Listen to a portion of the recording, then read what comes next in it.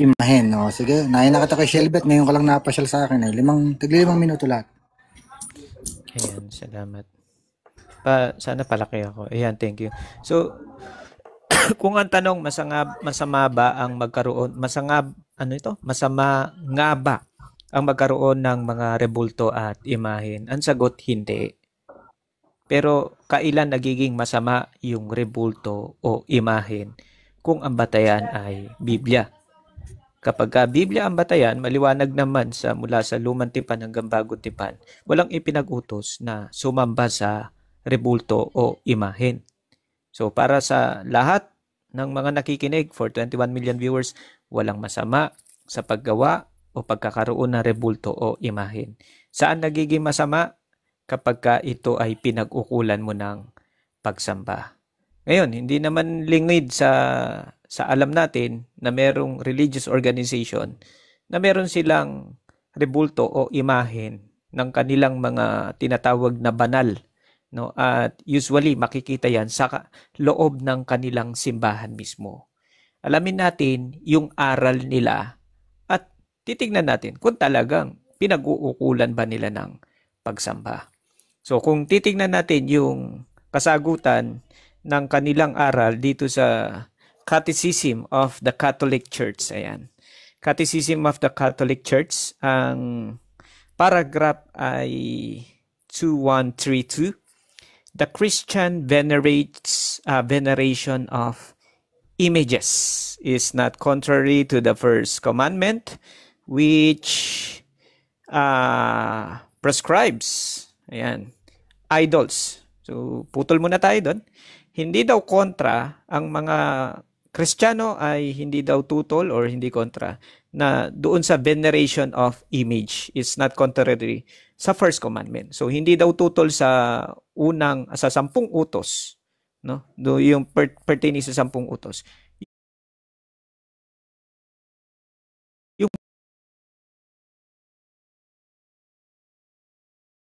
Yung Old Testament, yung tinutukoy. So sa makatwid, sila ay pro or sang-ayon na ang mga Kristiyano ay nagbe-venerate ng image, no? Hindi nga lang sila nag-a-adorate ng image. So para sa clarification na lahat, iba yung veneration nila at iba yung adoration. Yung adoration nila ay nauukol lamang sa tunay na Diyos, which is yung Trinity nila. At yung venerates naman, ang inuukol nila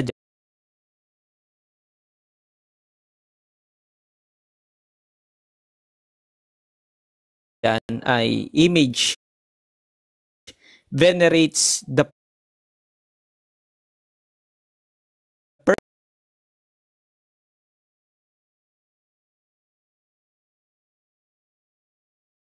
Pero puntahan na natin ang meaning ng, ito yun adoration versus veneration. So, hindi daw adorasyon yan. Hindi nauukol sa Diyos. No?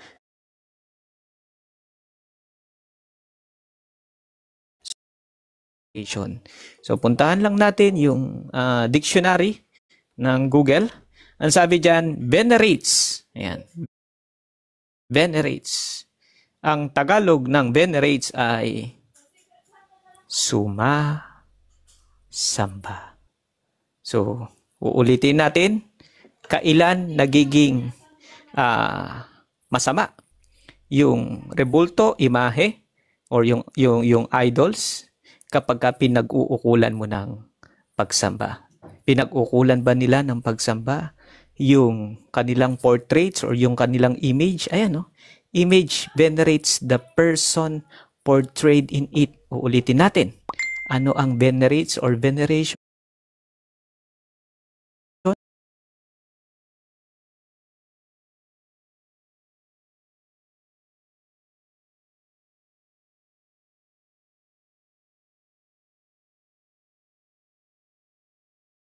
Sa tunay na aral. Sana patuloy kayo mag-subscribe, mag-like sa aming fan page.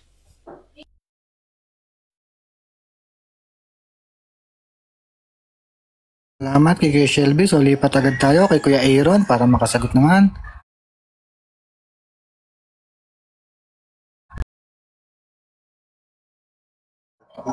ng rebulto at imahe. Yun, tama si Shelby, no, sa pagkaunawa niya doon na ang paggawa ng rebulto ay hindi masama. Nagiging masama lang to 2132. Ang paggalang sa mga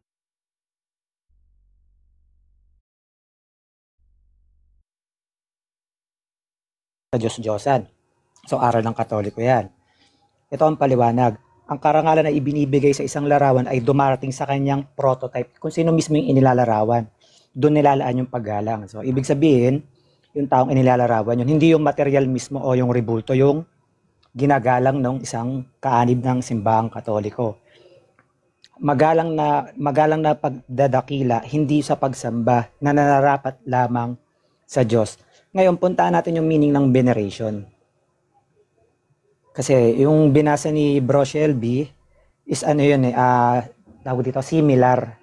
Pero ito naman yung lumalabas sa ano ko, sa pagse-search ko.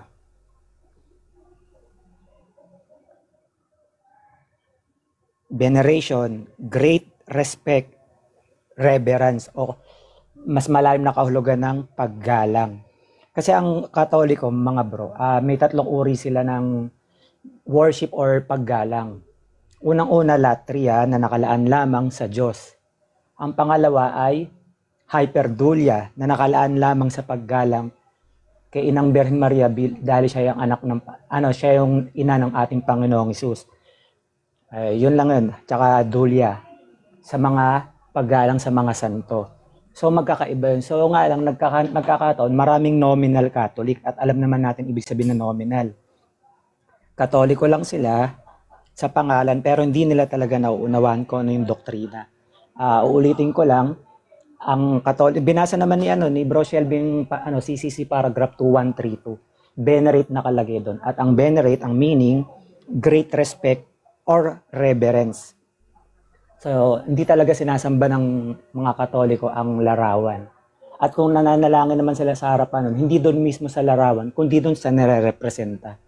Pero tama rin kanina si Kuya Hiro, doon sa mga nakakaalam na minalalaman na Katoliko. Pero alam naman ako, minado ako.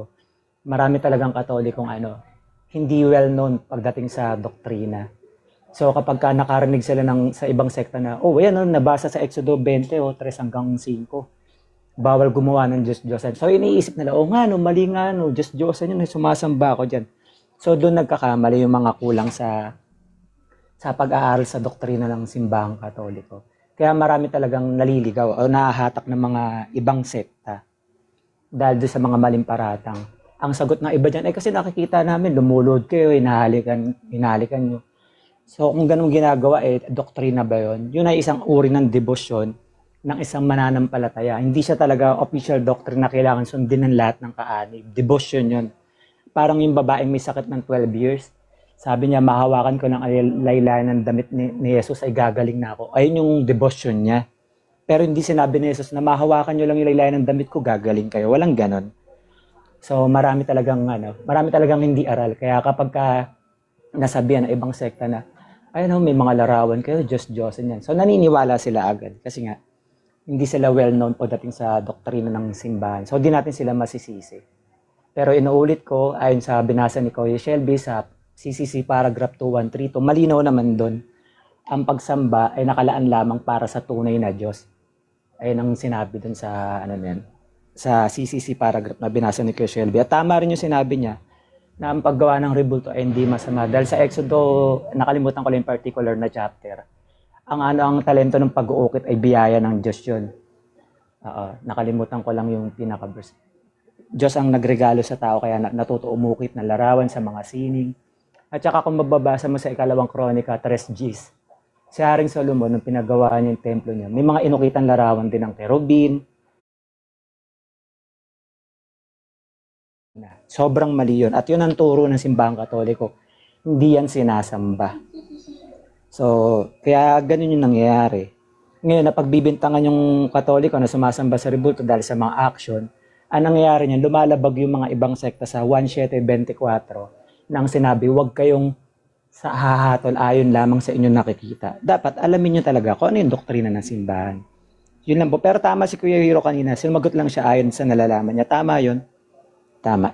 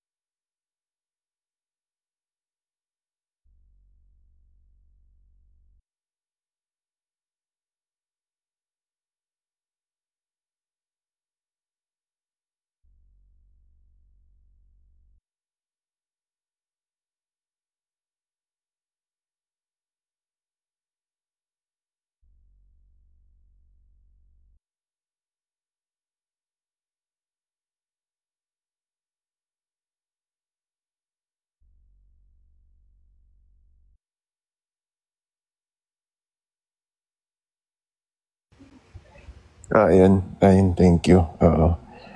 Gusto ko lang po sabihin na ang pino-point out po namin is nasa aral mismo ng simbahang Katoliko na hindi nila sinasamba ang mga rebulto. Pangalawa, ang mga rebulto ay ginagawa bilang pagpapaalala, hindi bilang mga Diyos. Kung babasahin niyo po yung Biblia, ang ipinagbabawal ay ang pagsamba sa Diyos-Diyosan, hindi ang paggawa ng larawan o estatwa. Pero dahil po sa malisosyong pagtingin, pinipilit ng iba na ang rebulto ay katumbas ng pagsamba. Kahit hindi naman ito ang tunay na aral at hindi naman ito ginagawa ng simbahan. Tsaka ang pagsasabi na sumasamba ang Katoliko sa rebulto talagang bunga ng malisosyong judgment o panghusga. Base sa ilang Katolikong binase nila sa ilang Katolikong walang sapat na kaalaman. Pero yung kamangmangan po ng ilang miyembro, hindi kailanman dapat dumirepresent sa buong simbahan. Sabi ko nga po, kung gustong maging fair, tignan natin ang official teaching mismo. At sa official teaching po, walang rebulto na ginagawang Diyos. Walang rebulto na sinasamba bilang Diyos. Ang rebulto ay alaala tulad ng estatwa ng mga bayani. Kung yung monumento ni Rizal, hindi naman natin yung tinatawag na pagsamba, di ba? Bakit biglang nagiging pagsamba kapag yung estatwa ay tungkol sa santo? Hindi ho ba kaya parang bias iyon? Kumbaga, ang rebulto, alam naman natin ang point yan, remembrance. Hindi po para i-worship bilang as God. Sabi ko nga po kanina sa example ko, si Kobe Bryant, si Shaquille O'Neal, merong mga estatwa, no? Pero hindi naman ho, alam naman ho ng mga tao na ito ay bilang lamang isang legend sa kanila. At isa pa po sa mga sasabihin ko, no,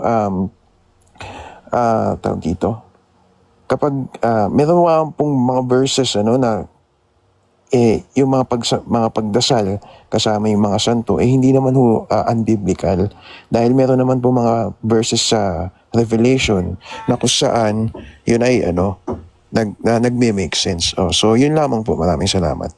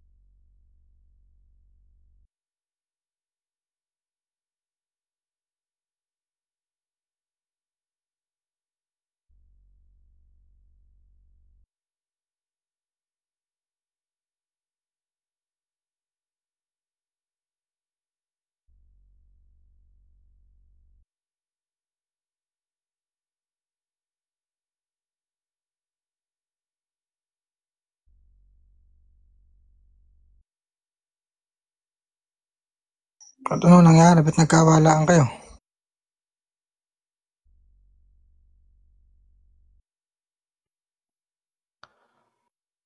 Ay, host, padagdag na lang sa akin yung oras niya na 2 minutes para medyo mahaba kasi to eh. Hindi pwede sa live Kay show yun. Wolfsbane. Eto kasi, sabi kasi ng mga Katolik at iba pang sumasamba sa Rebulto is hindi daw daw pag-alaala. Kapag para sa akin guys, kapag religion ka tapos prenomote mo yung mga ganyan, automatic yan pagsamba na sa Diyos-Diyosan yun para sa akin. Tsaka meron pang isang kapag religion ka tapos meron pa sa akin isang meaning yung pagsamba sa Diyos-Diyosan katulad ng si Haring Saul, linabag niya na burahin yung lahi ng Amalekites, kaya sinabi sa kanya ng propeta, sabi, ang pagsuway sa kanya ay kasinsama ng pangkukulam at ang katigasan ng uloy tulad ng pagsamba sa Diyos-Diyosan. So, hindi lang basta physical na rebulto is pagsamba sa Diyos-Diyosan, kundi yung katigasin din ng ulo, katumbas din ito yung pagsamba sa Diyos-Diyosan, yung mga pagsuway sa ating mga kautusan ng Diyos. So, babasahin ko naman to sa Baruk 6, babasahin ko, sulat to ni Jeremias sa mga Israelita bago sila nabihag ng Babylonia. Sabi dito, nagkasala kayo sa Diyos kaya pinahintulot niyang kayo mabihag ni Haring Nebukadnezar ng Babylonia. Mananatili kayong bihag sa Babylonia sa loob ng mahabang panahon hanggang sa ikapatong salinlahi. Pagkatapos palalayain kayo ng Diyos at payapang pauwiin sa inyong lupain. Makakakita kayo sa Babylonia ng mga Diyos-Diyosan yari sa kahoy, ginto, pilak at mga Diyos-Diyosang iyon ay pinapasan ng mga tao. Labis na kinakatakutan ng mga pagano. Huwag kayong tutulad sa kanila. Huwag kayong matatakot sa mga Diyos-Diyosang iyon kahit makita ninyo ipinagpoprosesyon at sinasamba nila ang mga ito. Sa halip, ganito ang isaisip ninyo, Panginoon, ikaw lamang ang aming sasambahin. Sasamahan kayo ng aking anghel at kayo iingatan niya. So, ibig sabihin, hindi mo na kailangan yung mga rebulto na yan na i-promote kasi ang pinapasabi dito ni Propeta Jeremias, Panginoon, ikaw lamang ang aming sasambahin. Kumbaga Diyos lang, hindi mo na kailangan ng pag-alaala sa mga rebulto na yan. Kaya nga ito, sabi niya, sasamahan kayo ng aking anghel at kayo iniingatan. Kaya nung pinasamba ni Nebukadnezar yung mga tao, yung tatlong Israelita hindi sumamba sa Diyos ay sa Diyos-Diyosan. Kaya ang sabi dito, sasamahan kayo ng aking anghel at kayo iingatan niya. So iningatan nga ng anghel yung si Abednego, Meshach, tsaka si yung isang pangalan nakalimutan ko. So sabi pa rin dito, ang mga Diyos-Diyosan nila ay balot ng ginto at pilak at may dilang hinugis ng mang-uukit, ngunit hindi sila makapagsalita sapagkat sila hindi tunay na Diyos. Ginagawa at pinuputungan sila ng mga tao ng koronang ginto na para babaeng mahilig sa alahas. Kung minsan ang ginto't pilak na handog sa kanila kinukuha ng mga pari at ginugugol para sa kanilang sarili. Kung minsan binabayad pa sa mga babaeng nagbibigay ng panandaliang aliw sa templo. Ang mga Diyos-Diyosang iyon ay yari sa kahoy, ginto at pilak na binibihisang parang tao. Ayan po yung mga rebulto na ginagawa nila. Ngunit kahit sila'y bihisan ng magagarang damit na kulay ube na tulad ng mga hari, kinakain pa rin sila ng bukbok at kalawang. Napupuro rin sila ng alikabok sa templo at kinakailangan may magpunas ng kanilang mukha. May hawak rin silang setro gaya ng mga hukom, ngunit wala namang kapangyarihang humatol sa mga humahamak sa kanila. Mayroon pang may hawak ng palakol at punyal, ngunit hindi naman may pagtanggol ang sarili para hindi masira sa digmaan o madalas ng magnanakaw. Nangangahulugan lamang ang mga ito ay hindi sila Diyos, kaya huwag ninyo silang sambahin. Hindi naiiba sa isang sirang pinggan na wala nang pakinabang ang mga Diyos-Diyosang yun na nakalagay sa kanilang mga templo. Ang mga matil ay puno ng alikabok na dala ng mga paa ng mga taong pumapasok doon. Ikinakandado ng mga pari ang mga pintuan ng templo upang hindi mapasok ng magnanakaw. Kaya't Nakakulong ang mga Diyos-Diyosan pa na parang mga bilanggong nakatakdang patayin dahil sa pagtataksil sa hari.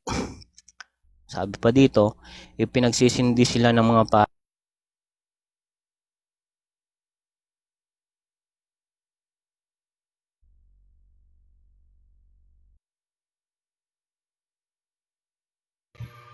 Ayan, magandang gabi. Akala ko naman babasahin niyo yung buong talata eh. Kailangan mo yata ng 5 araw dyan, Samix. So, yung sinabi ni Samix, yung sabi niya na pagka daw lumuhod siya sa rebulto, pagsabanda daw yun. Pero daw sa kanya yun, opinion niya. Wala akong pakialam sa opinion mo. Di naman kabilang yan sa CCC yung opinion mo.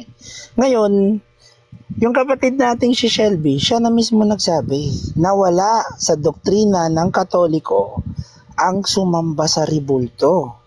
Pero, kinontra niya yon kasi pinakita niya yung veneration. Ayun. Hindi niya kasi alam yung meaning ng veneration eh. Pagka magsi-search tayo sa Google, itanong natin, ano yung meaning? Ano ba meaning ng veneration? Reverence or a deep admiration for someone or something. Showing honors to saints, holy object or sacred tradition. Asan din salitang pagsamba? Meron bang worship? Meron ba tayong nababasang worship? A faithful showed veneration for the relic of the saint. Meron bang worship dyan, kapatid? Yan yung sinasabi ko na talagang kailangan mag-aral ng ating mga kapatid na INC.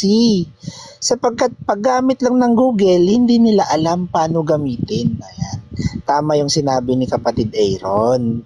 Hindi porket sinabing veneration, pagsamba na agad. Kasi hindi naman pagsamba ang kahulugan ng salitang veneration. Magkaiba yung pagsamba tsaka veneration. Iba yung meaning ng pagsamba, iba rin meaning ng salitang veneration, mga kapatid. Ngayon sa amin, kahit mag-iiyak-iyak ka pa dyan, yung unang lumabas sa salita mo ay opinion mo lang kasi para sa'yo lang yun. Hindi ka sumusunod sa doktrina. Anong doktrina sinusunod mo, di ba? Yung sabi mo para sa akin, kahit basta may rebulto, pagsamba na yun, opinion mo lang yun, wala na akong pakialam. Kahit umiyak ka ng umiyak dyan. Kasi ikaw na may sabi, para sa'yo lang di ba? Mababaw yan kapatid na Samix. Ngayon, sinasabi mo, yung kay Nebukadnezar ba yung hari nun? Ano bang ginawa niya doon sa binasa mong talata? Pinapasamba niya yung mga tao.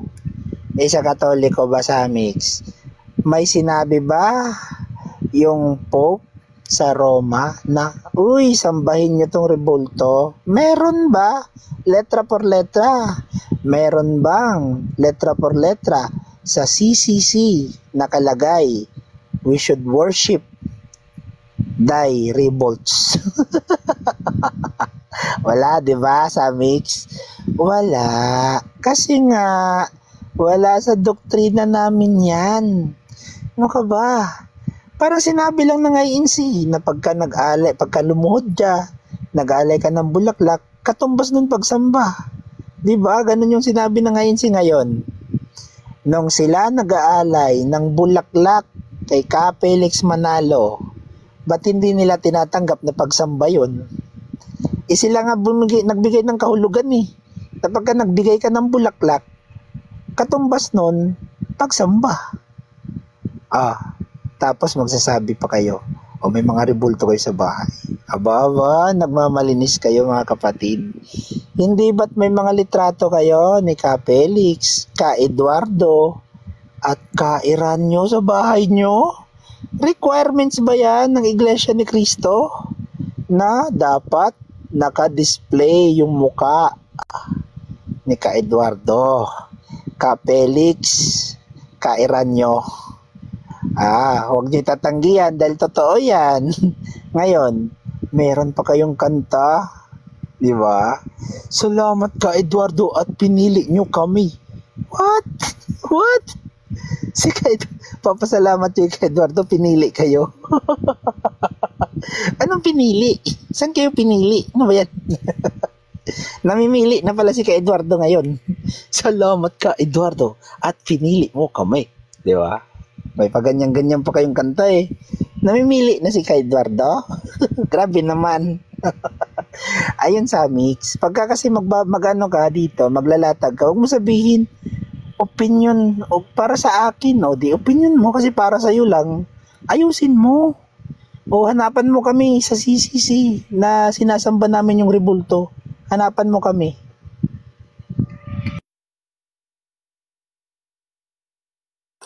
Yon, ang huli magsasalita na ay si Sis May. Masama nga ba ang magkaroon ng mga rebulto at imahen?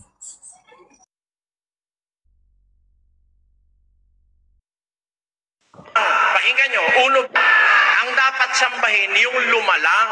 Pakinggan nyo, 1.25 na Roma. Basa. Sapagkat pinalitan nila ang katotohanan ng Diyos ng kasinungalingan at sila'y nagsisamba at nangaglingkod sa nilalang kaysa lumalang. Ang dapat sambahin yung lumalang eh. Eh si Maria nilalang din yun eh. So, she's also a created being. Creature siya eh. Hindi naman siya creator eh. Ang sinasamba po, yung creator. Pag sumamba ka sa nilalang, kasinungalingan yun. Mali sa Diyos yun. Kaya yung mga anghel, sa Biblia, bawal sambahin ng anghel. 22:8 ng Apokalipsis. At akong si Juan, ako marinig at nakakita ng mga bagay na ito. At ng aking marinig at makita, ay nagpatira pa ako upang sumamba sa harapan ng anghel na nagpakita sa akin ng mga bagay na ito. At sinasabi niya sa akin, ingatan mong huwag gawin yan. Ako kapwa alipin at ng iyong mga kapatid na mga propeta at ng mga tumutupad ng mga salita ng aklat na ito. Sumamba ka sa Diyos. Anghel na yan ayaw pasamba. Sasamba si Juan eh. Nagpatira pa siya. Huwag mong gawin yan. Ako rin ay alipin kagaya mo. Sa Diyos ka sumamba. Sabi nung anghel. Masama po yan. Hindi ka maliligtas pag sumama sa anghel. 2 ng Kolosas. Sino man ay huwag manakawa ng gantimpala sa inyo sa pamamagitan ng kusang pagpapakababa at pagsamba sa mga anghel. Pag sumamba ka sa anghel, manakawang ka ng gantimpala. Eh kung anghel, bawal sambahin. Si tao lang naman si Maria, di naman anghel. Tanyo? Ano sabi ng Biblia? Deuteronomio 5:7 hanggang 9. Huwag kang magkakaroon ng ibang mga Diyos sa harap ko. Huwag kang para sa iyo ng larawang inanuan, nakawang ng anumang anyong nasa itaas sa langit, o nang nasa ibaba sa lupa, o nang nasa tubig sa ilalim ng lupa. Huwag mong yuyukuran sila. Para makipagsabwatan sa mga kurat na politiko, ginagawa mo kasangkapan ang iyong mga membro. Ginagawa mong kasangkapan ang iyong mga membro. Para yumaman ka, kawawa sila. Naku, iba na to. Kung na yan, out of topic na yung tugtog mo, Sis May. Mo'y naging hirap. Walang kinalaman yan sa ating paksa ngayon. Ang paksa natin ay malinaw, masama nga bang magkaroon ng mga rebulto at imahen. So, rebat naman tayo. Kuya Hiro, ikaw na susunod.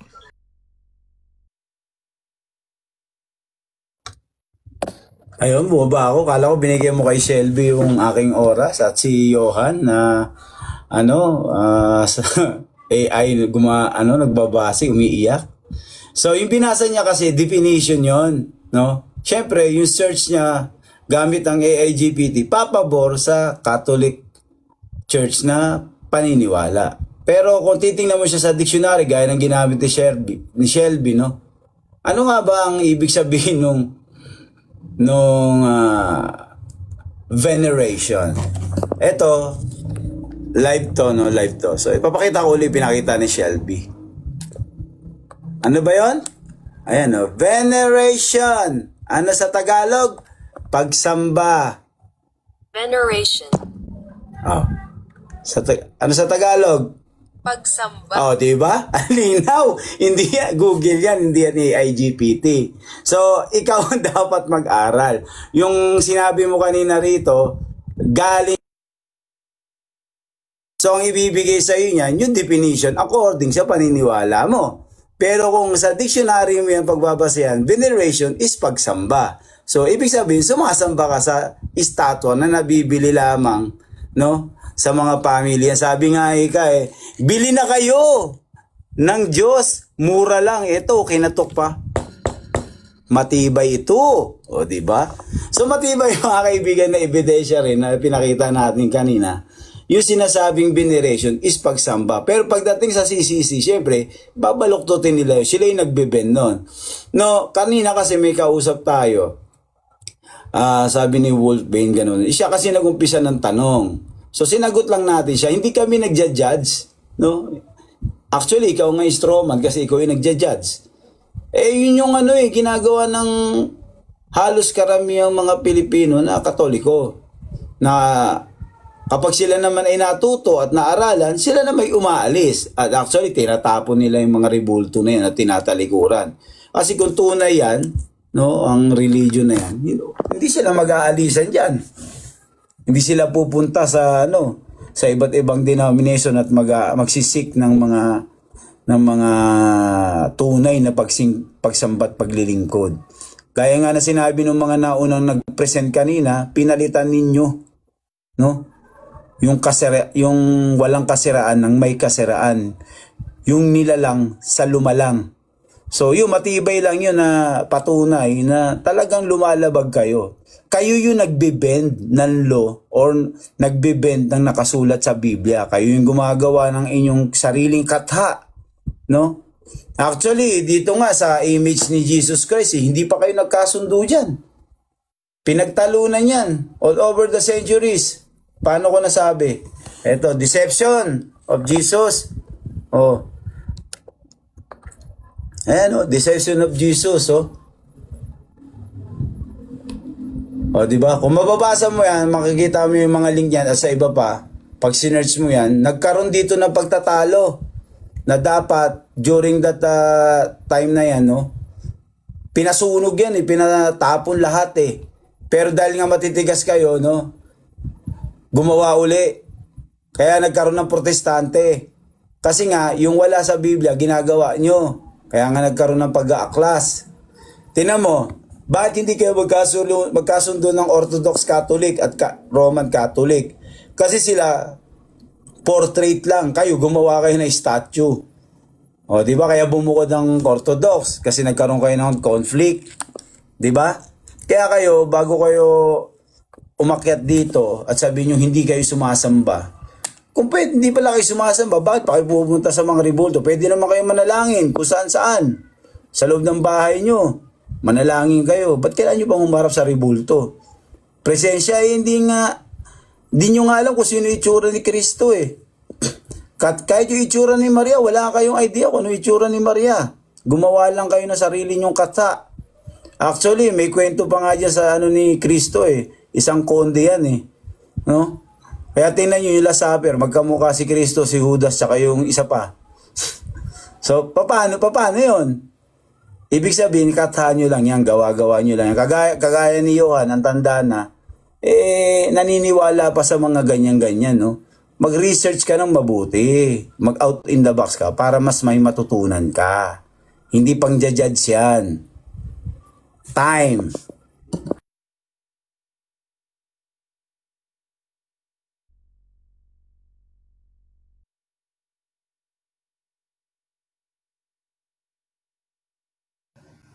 Yun naiintindihan ko naman yung mga yung mga ganong salita gani Kuya Hiro. Normal yun kasi ayun yung abot ng kaalaman niya. Pero naaawa lang ako, ang inaatake niya, sarili niyang argumento. Hindi yung doktrina ng gusto niyang atakihin. Pero pakita ulit natin kung ano yung veneration. Pakita lang natin. Actual, veneration, itatype ko hindi makita yan, actual. Ayun lumalabas great respect and reverence. So, paggalang So, kaya pag may mga nababasang pagsamba diyan kasi noon wala pang katumbas yung ginagawa ng mga Katoliko dun sa pagbe-venerate sa mga imahe o mga santo o kay Mama Mary. Pero anyways, yun ang talaga pang-unawa nila, hindi natin masisisi. Naawa lang ako, lumalabag sila sa Exodo 20:16 na ang sabi, huwag kayong sasaksi sa walang katotohanan. At sa 1:7:24, huwag kayong hahatol ayon sa inyong nakikita. Ayun kasi nakikita nila, lumuluhod daw, ganun. So akala nila, sumasamba na. Dapat ang atakihin nila, yung doktrina mismo ng simbahan, hindi yung nakikita nila dahil lumalabag sila sa talata. Ano ba ang doktrina ng simbahan? Ayon sa CCC, paragraph 2094, ang paggalang sa Diyos ay pinapakita sa pamamagitan ng pagsamba at paghandog sa buhay sa Kanya. CCC paragraph 2112, ang pagsamba ay latria, pagsamba sa Diyos hindi sa ilang tao, hindi dapat ilaan sa tao, larawan o bagay. Malinaw. Malinaw ang doktrina ng simbahang Katoliko na ang pagsamba ay sa Diyos lang. Hindi dapat ilaan sa tao, sa larawan o sa bagay. Ngayon ang binasa ni Brother Samix kanina, tama yun, wala akong tutol doon.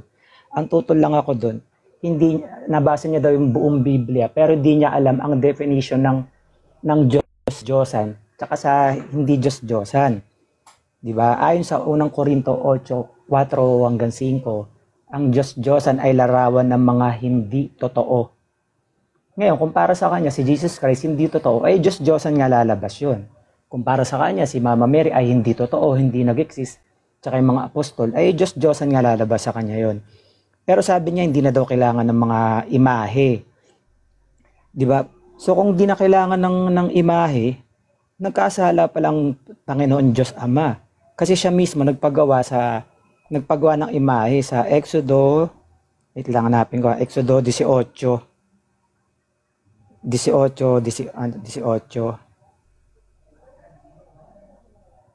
Nagpagawa siya mismo kay Moises.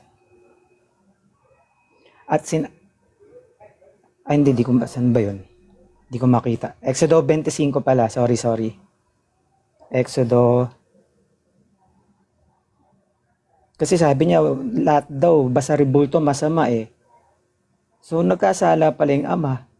Grabe, pinagkasala pa niya itong taong Samix na to. May maano lang. May maibintang lang. At gagawin mo ng 2 kerubin na ginto at gagawin mo mga ito sa magkabilang dulo ng takip ng kaban ng tipan. So mismo ang Diyos pala nagpagawa eh. So dito maliwanag na talaga maraming yung mangmang. Sorry sa salita Oo, na ako mo nabasa sa Exodo 23 na huwag kayong gagawa ng mga Diyos-Diyosan o larawang inanyuan. Ang iisipin na nila lahat ang linaw naman sa konteksto. Diyos-Diyosan yung pinagbabawal. Paano ba nagiging Diyos-Diyosan yung isang larawan kapag sinamba na? So doon na tayo papasok sa sa pinagbibintang nila sa Katoliko na sumasamba. Samantalang binasa ko yung doktrina ng Katoliko na ayon sa CCC, nakalagay latria para sa Diyos lamang, dulia para sa mga santo o anghel, paggalang. Hyperdulia, special na paggalang kay Maria. May nakalagay ba dyan na pagsamba? So yun lang. Anyways, gabi na matutulog na rin ako, kayang-kaya na ni Uncle Johan yan, tsaka ni Uncle Wolf. Yun lang, naawa lang ako sa mga taong yung nagpaparatang. Pero nga lang, gaya nga sabi ni Kuya Hiro, yun yung abot ng kaalaman niya. So wala namang masama doon. Ang masama lang doon, nalalabag na rin 1:7:24. Huwag kayong hahatol ayon sa inyong nakikita, kundi humatol kayo ayon sa Espiritu. So alamin niyo yung doktrina. Hindi yung, nakikita namin, ganun eh. So, lumalabag din sila sa 10 utos, yung Exodo 20:16, na nakalagay, huwag kang sasaksi sa hindi katotohanan. May narinig lang, may nakita lang. Sabihin, oo nga. So, yun lang. Anyways, tama naman lahat ng sinabi nila. Yun. So, sunod na ulit tayo si Kuya Samix naman. Yung mga nagtawag dito, lumalayo sa paksa, hindi ko muna papaakitin. Guys, sabi niya wala daw silang aral na sumasamba sila sa rebulto. Ito mismong sa libro na nila. Ito sabi dito, siya ang inyong pagpakinggan. Aklat to ng ng Katoliko. Sabi, aral ng Katoliko is sinulat ni Padre Enrique Demon, inilathala ng Catholic Trade. May imprimatur ni Jose Bustamante, pahina 12. Sabi dito, kung ating sinasamba ang larawang ng Kristong napako sa krus, dinadasal natin, sinasamba kita at pinupuri Panginoong Kristo. So may aral sila na sinasamba talaga nila yung larawan ni Kristo.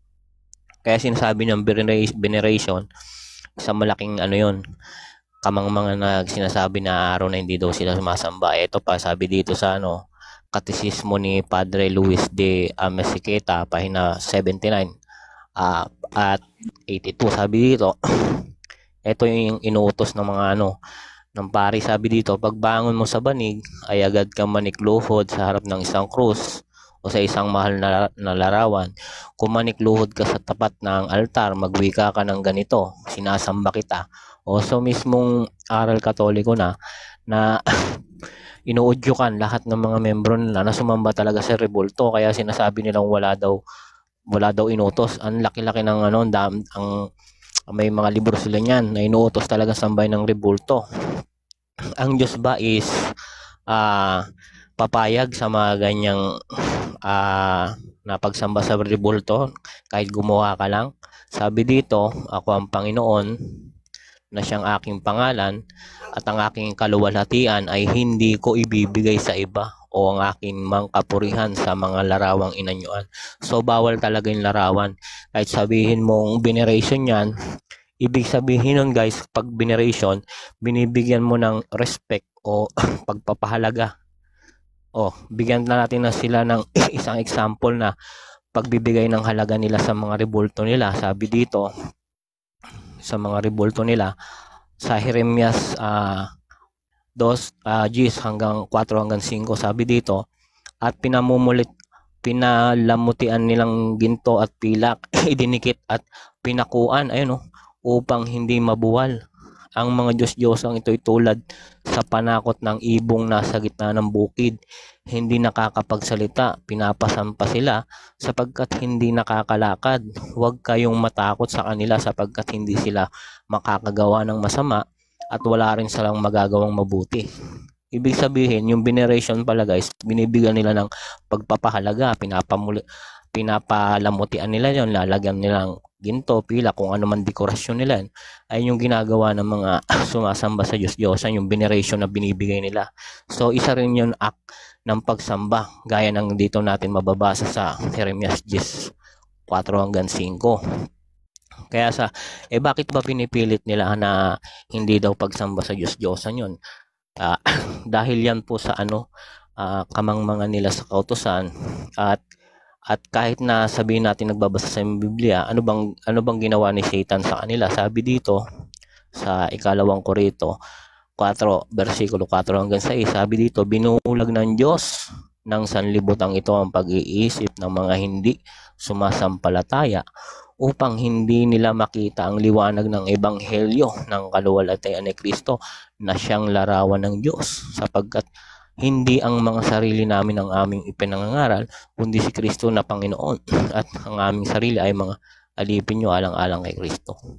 Ibig sabihin, kaya pala sila hindi makaunawa ng tama dahil binulag sila ni Satan, yung Diyos ng mundong ito, Diyos-Diyosan. So, ayun yung sinasamba nila guys, hindi na yun tunay na Diyos, kundi si Satan na.